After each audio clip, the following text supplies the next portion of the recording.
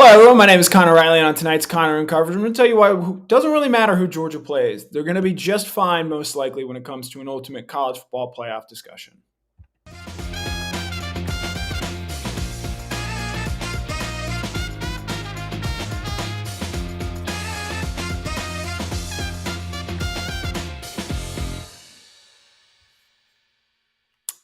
All right. Hello, everyone, and welcome in. My name is Connor Riley. We are back here on a Sunday evening. Took the last couple of weeks off, Memorial Day last weekend, and then I took the weekend before off for some personal reasons. Thanks so much for tuning in. Connor in Coverage. We try to do this every Sunday that isn't a holiday. It seems a little bit harder in the summer when we have so many of those: Mother's Day, Father's Day, etc. But we'll be here this week. Certainly, we'll be here next week, and hopefully every week after that, with probably the exception of Father's Day. But obviously, big news last week. The SEC finally decides on what it is going to do from a scheduling standpoint for the 2024 season. They're going with a 1 year sort of stopgap for an 8-game schedule. The full 8-game schedule is set to be announced on Wednesday, June 14th in a primetime special. I'm sure DawgNation's Brandon Adams, myself, maybe Mike Griffith will certainly be live talking about that, discussing the schedule, what lays ahead for Georgia. We'll get into all that coming up over the course of this show, obviously, in terms of what, ultimately to expect from that, as well as some other, thoughts on the 2023 schedule, because as we get closer and closer to the season, and this is going to be a common talking point throughout this year, I think Georgia's 2023 strength of schedule, or the perceived lack of it. And while you're going to hear national pundits hammer Georgia for the way that their schedule played out, I think it's important to keep in mind the long-term picture here and why Georgia is going to be just fine ultimately when it comes to ultimately making a college football playoff, which it's too early to say, in my opinion, whether they win a national championship again or not. That comes in August. But certainly look to be one of the top 4 or 5 teams in the country. And so we'll get into that. We'll get into that Alabama-Georgia discussion. That came up a little bit last week. Obviously, Kirby Smart still sort of being asked about how his program compares to Alabama, and we're not yet seeing the inverse of that, where no one's asking Nick Saban, hey, what do you have to do to get your program up to where Georgia is? And so we'll look at that. Obviously, Kirk Herbstreit had some pretty inflammatory comments this past week with On3 about that. And then a little bit of recruiting update. Obviously, massive recruiting weekend for Georgia this weekend. 16 guys on official visits, many of the top players in the country. Georgia went all out this first weekend. They're going to have a few more guys in next weekend. But per Jeff Sentel's math, which is usually pretty correct on this recruiting stuff, Georgia's allowed 56 official visits over the course of an entire recruiting year. Georgia had 16 of those taken up this weekend. That's roughly 30% of their total recruiting visits. So obviously a huge weekend. And while everyone's going to be interested in when these commitments come, this stuff isn't immediate. It is almost always sort of a long-term thing. You think back last year, obviously they had Arch Manning in that first weekend, but they also had guys like Janelle Aguero, Roderick Robertson, Damon Wilson, though he wasn't an official, he was an unofficial visitor. But that first big weekend in June, Georgia's very clearly made that a huge priority in terms of recruiting, and then this weekend more than lived up to that. But our main topic here tonight is about both Georgia's 2023 and 2024 schedule. And while you're going to hear a lot of talk about them in the coming weeks and in the 2023 schedule case the coming months, ultimately, with what we've seen from Georgia in recent years, I don't think there's much to really worry about here. We'll start with the 2024 aspect because I think this is certainly more newsy given the events of last week. The SEC is going to be going to an 8-game schedule slate, or I guess staying at an 8-game schedule slate for 2024. On June 14th, we will learn the opponents for that 2024 season. I don't believe we're going to know the dates, but I could be wrong there. That's all to be sorted out. But for the 2024 schedule, you have to, Georgia, Florida are going to be on there, obviously. I think the SEC, my understanding is that they're going to want to keep some of those permanent rivals here before they make the full decision on ultimately what happens when Texas and Oklahoma join the league in 2024 and it goes to a 9-game schedule. So what does that mean? It means Georgia, Florida, and Jacksonville, certainly. Georgia Auburn is almost certainly going to be on the schedule, and I would imagine that Auburn is going to come to Athens as Georgia goes to Auburn this year. I'll be interested in seeing what happens with either Kentucky or South Carolina, because the thought has been that Kentucky is going to be one of Georgia's 3 permanent rivals over a team like South Carolina, where I think South Carolina fans would tell you Georgia is a much bigger rival. than anyone that they could really play out of the East. But Kentucky has to draw a third team, and certainly draw a third team of the caliber of a Georgia to sort of balance out their schedule so that they're not necessarily beating up on, say, a Mississippi State or a lesser SEC program out there. And so I think that's where it comes in. And ultimately, if you see, say, Kentucky on the 2024 schedule, but you don't see South Carolina, I think that'd be very interesting in terms of the way that that schedule ultimately breaks down and what potentially the SEC wants to do going forward. Obviously, there was a lot of talk about the 3-6 model versus the 1-7 model. Sounds like ultimately they expect the 9-game schedule format to win out. I think, and I've maintained the biggest reason why we don't have a 9-game schedule already is because ESPN's just did not want to give more money to the SEC for adding Texas and Oklahoma and granting a 9th game. And I think from ESPN's standpoint, that makes a lot of sense. I can tell they weren't too thrilled about the SEC poaching Texas and Oklahoma away from the Big 12. And look, while the SEC is very important to what ESPN wants to do, ESPN is also paying a ton of money for the NFL, Monday Night Football, a Super Bowl.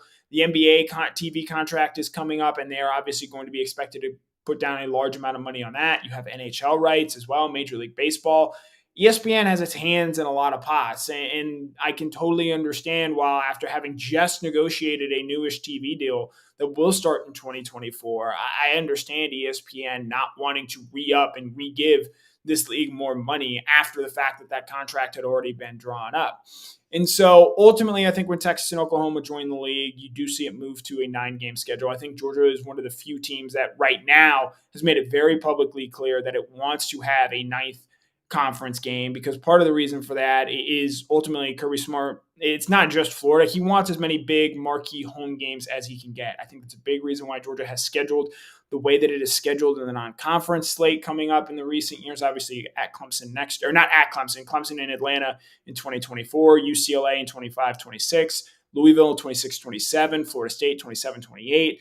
Clemson again at the end of the decade. Georgia's made it a point to schedule big home and home, with the exception of Atlanta and Clemson next year, home and home non-conference games. And that's because you look back, 2019 Notre Dame game, huge recruiting weekend. And so those types of things are why Kirby Smart wants a 9th game, because as it currently stands with Georgia's schedule, and this is the case in, I believe, even numbered years, Georgia's really only getting 3 SEC home games.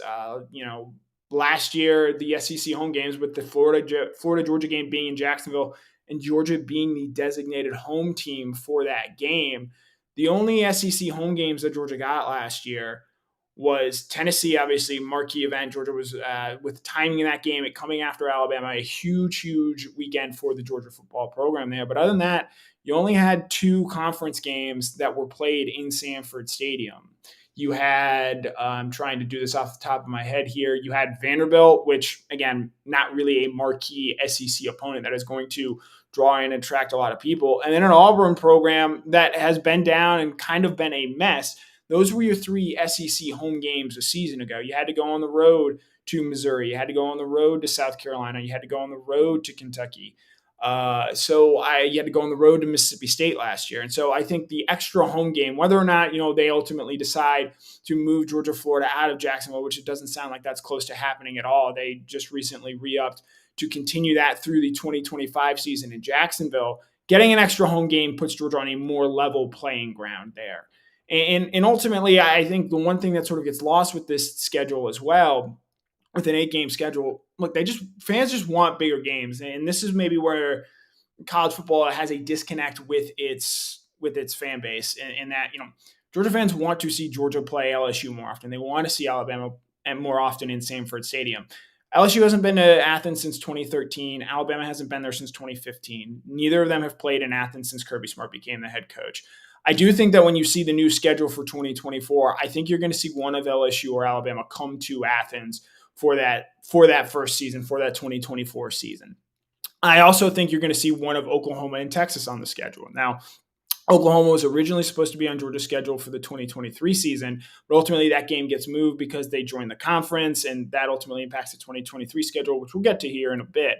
But I do think as well, you're going to see, I think, Georgia ultimately go to Oklahoma during that 2024 season, rather, to make up for that game and to give Oklahoma, and I expect Texas to have one as well, a sort of marquee opponent that first year in the league. You could certainly say the same. Maybe it is Texas and Georgia that play, and you get to Oklahoma, Georgia a year later. I think ultimately we do finally see Georgia go to Texas A&M. They were previously scheduled to do so in the 2024 season. That game has not happened yet. There have been a number of public critics that want to see that game and want to see Georgia, go play those schools more often. And I tweeted out earlier this week, if we're forsaking Georgia, Auburn, Tennessee, Alabama, LSU, Florida for games like Georgia, Mississippi State, Georgia, Texas A&M, Alabama, Kentucky, I just think that's not what college football is about. These rivalries, these specific games are what make college football so great. And so ultimately, a lot of moving parts that come with the 2024 schedule. June 14th is the date to know there when Georgia and the rest of the league learn who those opponents will be for the 2024 season. Sort of pivoting here to the 2023 schedule. Look, you've already probably heard it a good bit if you're a Georgia fan that's plugged into sort of the online or off-season chatter. This schedule this year is going to draw a lot of criticism throughout the season. Georgia's probably going to win a lot of their games by a significant amount of points. And if you have moments, say like this past year, where you stumble a little bit against Kent State and certainly against Missouri, if you don't have those big games that, let's be honest here, casual college football fans, they're not going to care that Kentucky is a good, well-run program that can win 8-9 games in a given year now. With Florida being down, with Auburn being down, we'll see what Tennessee looks like this year. But other than that, there's not a whole lot of meat on Georgia's schedule that would say, oh, they're going to be battle tested. They're not going to have any doubts, come November when those college football playoff rankings come out. And the two things to keep in mind there, one, I think that Tennessee game at the end of November in Neyland Stadium is going to be an opportunity for Georgia to have a signature win. But more so than that, look, every team that has won the SEC has gotten into the college football playoff. And so let's say Georgia does lose a game this season during the regular season, as hard as that might be to seem. And Kirby Smart has pointed out they were fortunate to beat Missouri a season ago. There are close games that happen from time to time, and sometimes the bounces don't necessarily go your way.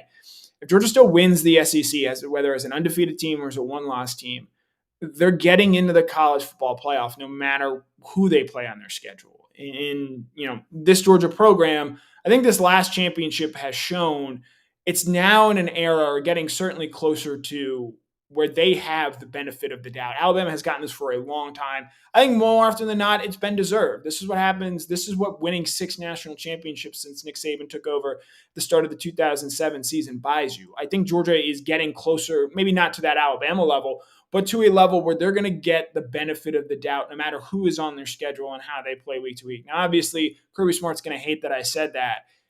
This Georgia team is going to go out there and show it and earn it every week. I think this is a Georgia team. Look, when they play South Carolina on September 16th, CBS is going to be in town. It's going to be a major national game that has some national stakes there. People remember what South Carolina did at the end of last season to Tennessee, to Clemson. Kirby Smart's going to want to put it on South Carolina in that game to make a statement. Say, hey, look, the schedule being the schedule, it's not Georgia's fault that Auburn is down. It's not Georgia's fault that Florida is down. It's not Georgia's fault that Oklahoma couldn't play, that they couldn't go play at Oklahoma this season because the SEC decided that it wanted to bring Oklahoma into the SEC. And so with all that in mind here, I think Georgia's going to be just fine when it comes to any concerns about their 2023 schedule and ultimately making the college football playoff. This team is still plenty talented, one of the best in the country in terms of what they bring back and in terms of the talent they continuously develop during Kirby Smart's time here in Athens. And while, yes, I understand that there are schedule concerns, when you see this Georgia team play, they're going to, in my opinion, go out there and show you week in, week out, certainly why they're one of the best 4 teams in the country, if not the best team in the country there. So some thoughts on both the 2023 schedule and the 2024 schedule as far as what that ultimately looks like and how it impacts Georgia moving forward. Kirby Smart last week in Destin for spring meetings. That's where obviously they decided on the updated schedule for the 2024 season. So they also enforced stricter penalties for field storming there. How strict they ultimately prove to be, we'll see. I still think you're going to have a thing where the students don't care that you're getting fined $100,000 if it's your first time storming the field. There's no that's not coming out of the student's pocket per se. And so, because you continue to see that, I think you're still going to see field storming, and we've got to find a better way to, I think, protect those on the field, get them off the field quicker, because there's just no stopping 90,000 students deciding they want to storm the field. The other big news piece that kind of flew under the radar a little bit, given the scheduling and the field storming thing, the SEC updated its transfer policy. And so, if you remember this past off season, February 1st was the last time that a fall sports player could transfer to another school, they essentially had to have been in the transfer portal by February 1st if they were going to transfer to another school. We talked a lot about Brock Vandagriff and how we thought that the fact that he couldn't move to another SEC school was a factor in him ultimately staying at Georgia through the spring. Well, going forward, the SEC has updated its transfer portal policy, and now it is more attuned with what the rest of the schools in the country are doing, in that they have until May 1st deadline to get into the transfer portal and decide where they ultimately want to go. And so this time next year, you could certainly see more guys entering the transfer portal in that spring window, given they're going to have a chance to go to an SEC program. I think Georgia has seen 15 guys off their 2022 roster enter the transfer portal. 14 of them have found homes. 13 of them are continuing to play at a Power 5 level. And so that is ultimately going to affect Georgia. I would not be surprised going forward if we do ultimately see more Bear Alexander type situations, except instead of him landing at, say, a USC, I could see him landing at, say, an Auburn, a Florida, another school there. And ultimately, while this is good for the athletes, it is a rule change that I do think impacts Georgia more so than it does some of the lesser programs in the SEC. I think these transfer portal rules, changes, tweaks, updates, they're always going to hurt programs like Georgia, Alabama, LSU, I think is going to get there. Maybe Texas eventually, Oklahoma as well. It's always going to impact those teams a bit more than those in the middle of the pack. So, touching a little bit here, one of the things that I caught my attention, and I have a story on this coming tomorrow morning, Kirby Smart was asked about three-peating, but he was also asked about how that possibly could overtake Alabama as sort of the standard in college football, the top dog, if you will, in the sport. And I found it interesting for a number of reasons. One, Kirby Smart's won back-to-back national championships. The list of coaches that have done that in the last 50 years is very small, and Smart is rightfully on that. And I think, the goal when he came to Georgia was not to win one national championship. It was not to win two national championships. It was to be in a spot where you could contend for a national championship every year. And if you get a few of those lucky breaks and bounces that every championship team does, you can find yourself playing for one and possibly even winning one. Georgia has gotten those in the last 2 years. I think you can make an argument that in 2017 and 2018, they were in a similar spot. They just did not get the necessary bounces to win those two particular national championships. And so Smart was asked about comparing Georgia to Alabama and how those programs stack up. And I thought he gave a very thoughtful answer of we don't compare what we're doing here to what has been done or what will be done in Alabama. There's obviously, and Smart has said this, Nolan Smith has said this, there's still a tremendous amount of respect for what Nick Saban and Alabama are doing as a program. But to say right now that Georgia is trying to pass Alabama or is trying to become the top program in college football, I think is just very naive to what Kirby Smart is actually doing and actually building here. And the comments that come in regard to Alabama, I think, were only further inflamed when you consider what Kirk Herbstreit had to say with an interview with J.D. Pickell of On3 this past week, where going into the summer months, he had said that because Alabama is coming off an 11-2 season, they didn't play for the SEC championship, a down year for Alabama standards, that they're hungrier. And because of that, they're going to, he would put them a little bit ahead of LSU and Georgia right now. Well, a year ago, we were hearing something similar of, they're coming off a loss in the national championship game. And so Bryce Young and Will Anderson, those guys are going to be hungry and they're going to be more motivated. And that's why I have Alabama ranked ahead of Georgia going into the 2022 season. And we saw how that played out. Bryce Young and Will Anderson are spectacular players. And while they did a lot to help Alabama last year, and Bryce Young in particular, I think covered a lot more warts for that Alabama team than we even saw. A few talented players do not overcome your entire team, just not being up to your traditional standard there. And so It's one thing to say a team is hungry. It's one thing to say all those right things. It's another thing for that to actually be believed. And I actually think if you look at some of the other comments Kirby Smart has made of late about talking about the 2022 team and what this means for the 2023 team, you can already see his gears start turning. All right, this is how I'm going to motivate these guys this season. Last year it was so many of those guys were unproven. They hadn't really done anything yet because so many of the 2021 guys had left. And so you had a lot of guys that were going to be eager to prove themselves. And while Georgia loses guys like Jalen Carter, Stetson Bennett, Keeler Ringo, just to name a few of them, Georgia returns a lot more talent this year than it did a season ago. So how is Kirby Smart going to go about motivating these guys and getting them to a place where they can ultimately use that motivation as fuel to give them the ability to make the plays they need to in the stretch run? We heard last year so much about Georgia going 7-5, even though I'm almost positive no one actually said that. But to quote George Costanza, it's not a lie if you believe it. And so the Georgia players certainly bought that. And I think one of the things, and Brandon did a good job touching on this last week, Brandon Adams at DawgNation Daily, Kirby Smart has talked about the role that luck played for Georgia last year. He got lucky, and I would maybe agree with that to some extent, certainly against Ohio State, but also against Missouri there as well. 2 close games, 1-score games that Georgia ultimately end up winning. And I've been consistent with this. If you want to win a national championship, the way to do that is to not play close games, because you look at Alabama last year. I think they played in 5 1-score games. They went 3-2 in them, and those 2 losses kept them out of the SEC championship game. Georgia played in 2 1-score games all year, and they won both of them. I believe Ohio State played in only 1 1-score game last year, and they lost their one. The reality is when you play in a lot of 1-score games, the math breaks out that you're probably about going to win 50% of them. Now, you might get a little lucky and sometimes win both of them as Georgia did last year, or as in Alabama's case, which they still technically ended up on the right side in terms of luck, winning 3 out of their 5 1-score games. But the more of those you play, the more likely you are to incur a loss. And so he's talked about that role that luck played. And that's one way to look at it. And I certainly see that and understand that. But if you're a player on that team, you might be saying, now, hold on, wait a minute. We went out there and we beat Ohio State. We went out there and we still beat Missouri. And I actually think that Missouri game wasn't as close at the end as the final score indicated. I think Georgia could have scored a late touchdown there, made it a double-digit win. But my larger point being, I think Kirby Smart is pointing to the idea that luck played a role in Georgia winning a national championship last year. And so this year he's going to say to his team, hey, you guys got lucky a few times last year. Can you go out there in 2023 and leave no doubt and say that there was no luck involved and be a truly dominant team from game 1 to game 15? Now, I don't believe Kirby Smart's going to coach that team this way. I think you've seen some of the dangers in going that hard, trying to win 48-7 games all the time, as frustrating as it can be for a Georgia fan. You think back to the Kentucky game last year. You think back to the Georgia Tech game last year.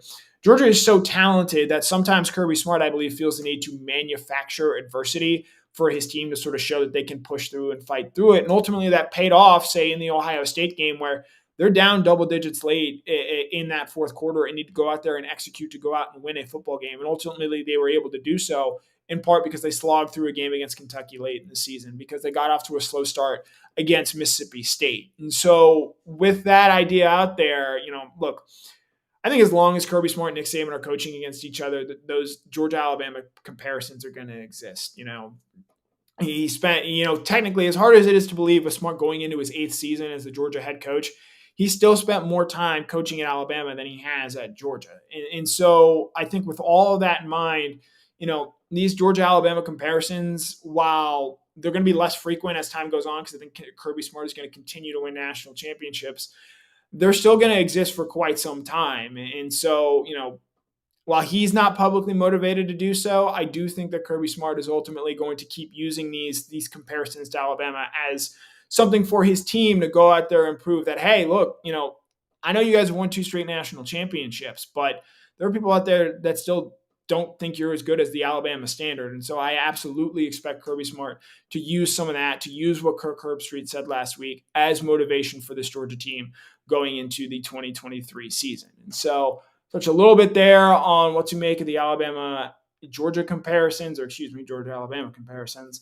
We were going to touch here a little bit on recruiting stuff, but I'm sure we'll get to that in your questions and comments. So go ahead, ask away if you have any. we'll answer them here. We'll probably go about another 10 minutes or so here on this Sunday night, recapping things. Obviously, big recruiting weekend last weekend. It is going to be another big recruiting weekend this weekend.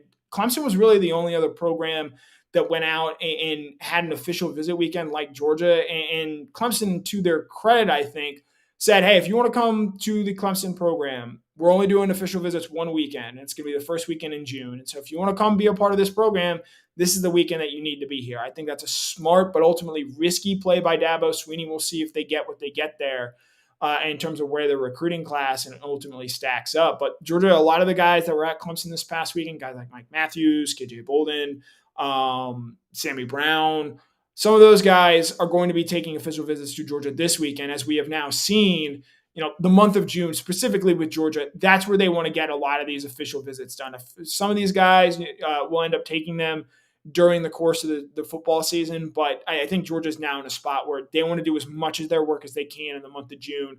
Let those guys mostly make their decisions in July and August, and that way, when the season comes around, they can finish putting those final touches on the class and really start working ahead towards that next class, because I think, as we've seen with Georgia, certainly you're starting to see it now pay off in the 2024 class, but even the 2023 class as well.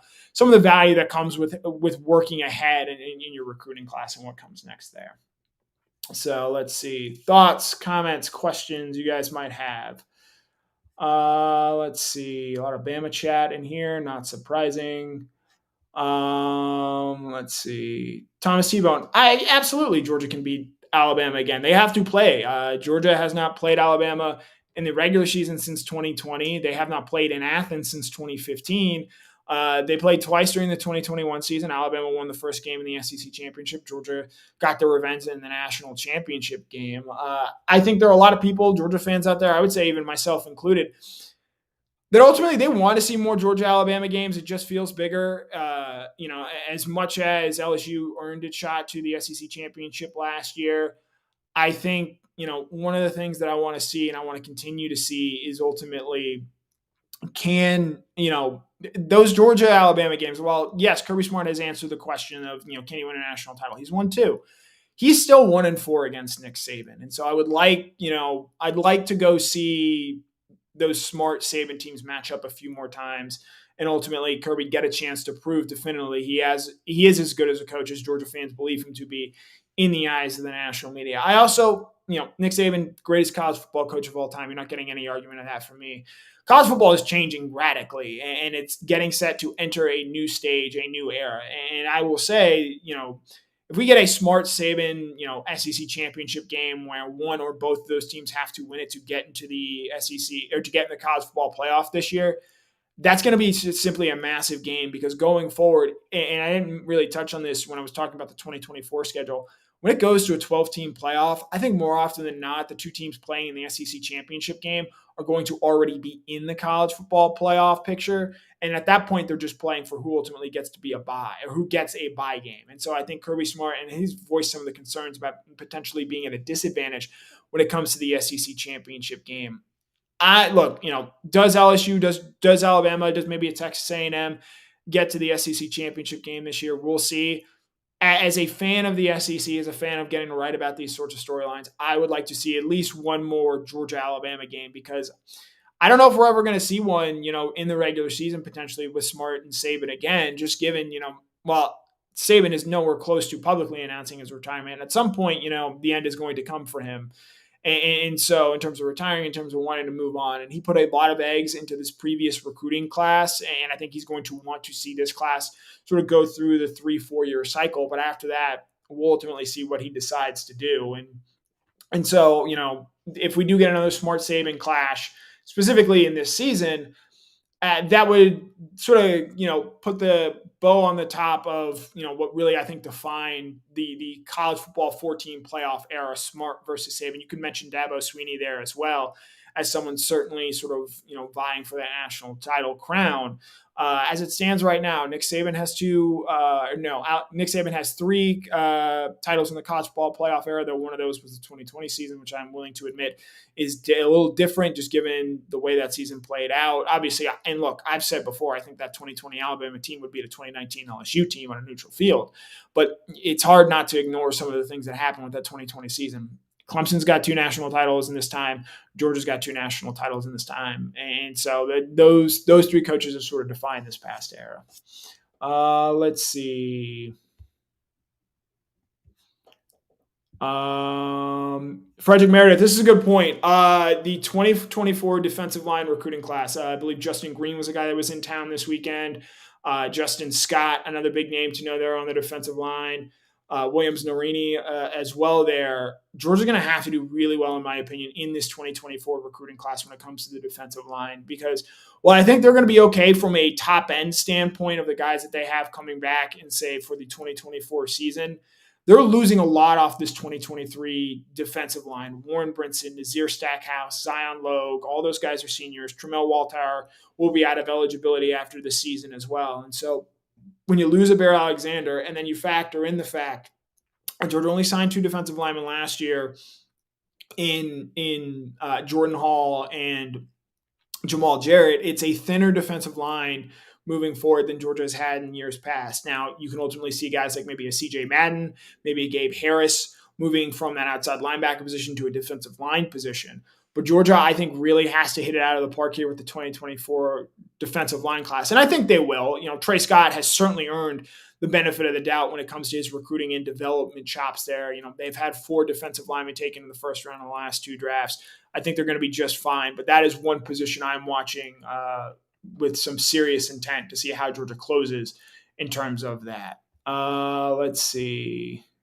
Thoughts, comments, questions. Let's keep going. Let's see.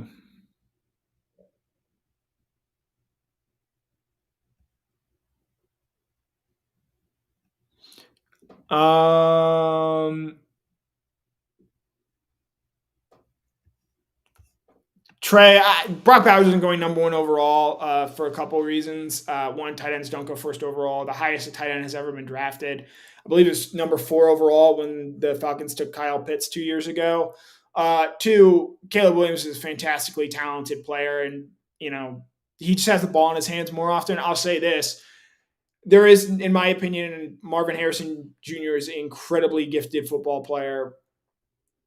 If you've got a creative offensive coordinator, I'd rather have Brock Bowers on my team than Marvin Harrison Jr. just because of, I think, what Bowers can do in those big games as a tight end in a game where the margins are so thin between an Alabama, between an Ohio State, between, you know, a Michigan and LSU, with what Bowers is able to do. When Georgia fully decides to unleash him like they did against TCU in the national championship game last year, there aren't defenders in college football that can cover him.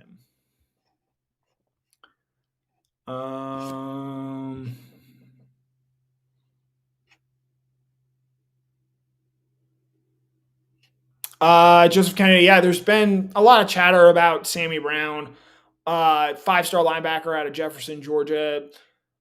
Look, obviously, and this is one of the things, and Rusty Manziel on 3 has done a good job with this, and Jeff Santel has as well. There's this idea that, you know, coming out of a visit, you know, everything is great and rosy, and you think, oh, that's where I'm going to go to school. Let's wait a few days. Brown is technically scheduled to take his official visit to Georgia this weekend. He's been to Georgia a bunch. The other thing to keep in mind here, and while yes, Sammy Brown should be seen as a priority recruit, Georgia recruited 3 really great linebackers last year. They've already got a really great linebacker committed in DeMarcus Riddick, even though the thought being that he's ultimately not going to end up in this class, though he was on campus this weekend for Georgia, taking his official visit. Georgia's recruiting now at a point where they've got so much talent and they recruit so well year in, year out, and they develop so well year in, year out. You're not going to land every prospect. You're going to be fine. Last year, Georgia didn't land Arch Manning. It didn't really affect them all that much. They go out, they get Ryan Puglisi in this class, they get Dylan Raiola in this class. It's sort of like the Arrested Development line. There is always money in the banana stand. There is always some other recruit that Georgia is going to be able to go out there and get and develop and land and recruit and do well going forward. I understand, Sammy Brown is a popular player, a guy a lot of people would want to see in a Georgia uniform. So long as Glenn Schumann is still recruiting that inside linebacker room, Georgia's going to be just fine at that position.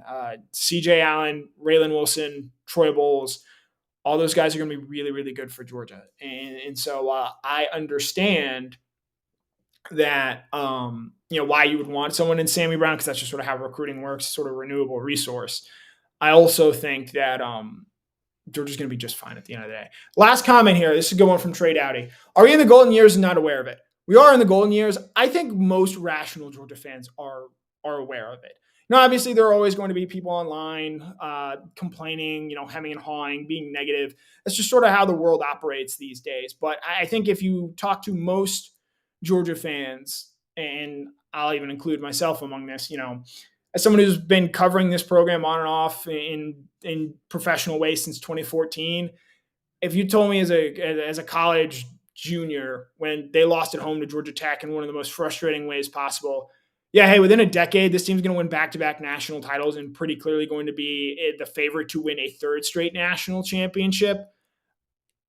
Every Georgia fan back then, the end of November in 2014, would have absolutely signed up for that. And again, it's a vocal minority that finds things to complain about. And, it's understandable. It's sports. The Ted Lasso line, if sports were predictable, it'd be a lot more boring and we'd all make a lot less money. And so I think, most Georgia fans, they're appreciative of what these last 2 years have been. They've had a lot of fun on this ride. They understand, this third straight potential national championship, something very few teams have ever even attempted. And so, yeah, there's going to be a lot of pressure on this. And you've seen in the past, Alabama in 2013, USC in 2005, though there's a little asterisk there with the fact that their 2003 title was a shared title, not a true undisputed national title. Nebraska in 1997, those sort of teams that come to mind that have won back-to-back, they all sort of ran out of gas late in the season. It's going to take a lot to essentially, over the course of three 15-game seasons, you at worst can go 43-2. That's a lot of wins, and it's a lot that has to go your way. And I think Georgia fans, again, they're aware of it. And while ultimately a lot of them, they don't celebrate the wins over Florida, they don't celebrate the wins over Auburn as much as they used to per se. I think at the end of the day, most are very, very happy with the way things have gone for Georgia and very much are aware that it's hard to get better than this. And look, you've even seen it with Alabama. I can think back to the 2021 national championship game when there was a late surge and a lot of Georgia fans bought tickets late to that game. And Alabama fans were just like, yeah, we've already seen a bunch of these national championships. We don't need to, buy up tickets at the last minute to go to Indianapolis, of all places, to go see a national title. Eventually, maybe Georgia gets to that point where we've seen so many national titles. We don't need to go to Houston, although Houston this year will be a different story because it's potentially a third straight national title. But Las Vegas, Miami, wherever a future national championship game is being played, because they've already seen their team win one. And I will say, if you ever get a chance, and I've told many friends this, if you get a chance to go see Georgia, your favorite team, in a championship game or in a national championship game, I know it's expensive. I know it's almost always last minute, and times can be tight. It's worth it. It's certainly if they win. If they lose, that's a little bit of a different scenario there. But these last 2 years, I've had a lot of friends that have been able to go to these games. They're very lucky, and they're as much as the travel stinks, as strange as it is. I had a buddy who took a red eye out of Los Angeles this year. Year before, took a red eye out of St. Louis to get back to work the next day. At the end of the day, they don't regret those choices, and they very much enjoyed it. And they very much acknowledge that for Georgia football, this is absolutely the golden era. This is as good as it has ever been. And while it could still somehow be better, I think many Georgia fans are now very appreciative of the time that they're living through. So that'll do it for us here tonight. I believe Mike Griffith is off this week, so I don't know if you're getting an On the Beat tomorrow night, but Brandon Adams is back in the saddle. Rested and recharged after a vacation. Tomorrow morning, 10 a.m., you'll have Jeff Sentell recapping, obviously, a huge official visa weekend this past weekend, as well as previewing many of the other big names that are going to be coming up to Georgia for this upcoming weekend.